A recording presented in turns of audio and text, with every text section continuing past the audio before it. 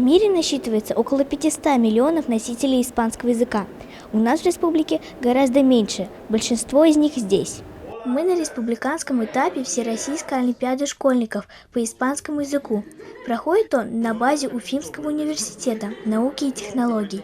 Сама олимпиада состоит из 5 письменных аудиторных заданий и устного тура для учеников 9, 10 и 11 классов. Как ты готовился к олимпиаде? Я днями и ночами зубрил. Это единственное, что мне помогло на прохождение до регионального этапа.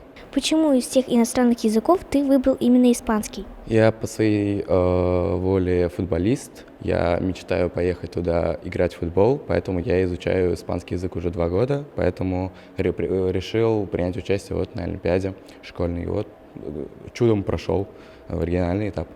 Скажи что-нибудь на испанском, чтобы я поняла. Hola, ¿qué tal? Что это означает? Привет, как дела? 12 школьников из городов Уфа, Октябрьский и Уфимского района Республики Башкортостан, набравшие проходной балл по итогам муниципального этапа, стали участниками двухдневного интеллектуального состязания.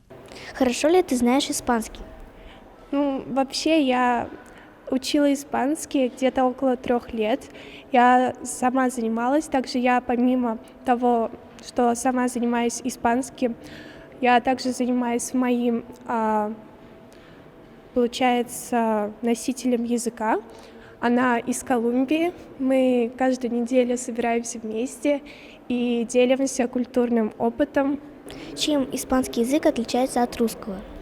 Прежде всего, я бы хотела сказать, что испанский язык — это очень необычное произношение. Например, «Hola, me llamo Renata». Также в испанском языке присутствуют такие слова, как из французского, например, «muy bien».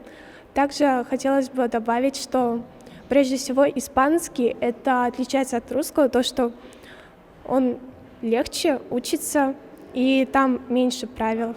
На устном туре школьники показывают навыки говорения. На письменном старшеклассники выполняют задания, состоящие из разделов лексико-грамматический тест, конкурс письменной речи, аудирование, задания на понимание письменных текстов и лингвостроноведение. Сложно, но ужасно интересно. Yo también estoy muy bien. ¿No estás preocupada? Completamente no. Владение испанским языком очень выгодно, так как, зная испанский, можно сразу же понимать множество других иностранных языков, например, португальский, итальянский и даже французский. А еще можно стать победителем Всероссийской олимпиады школьников и поступить в лучший вуз. Самира Лутфуллина, Азамат Даянов, специально для Горы новостей.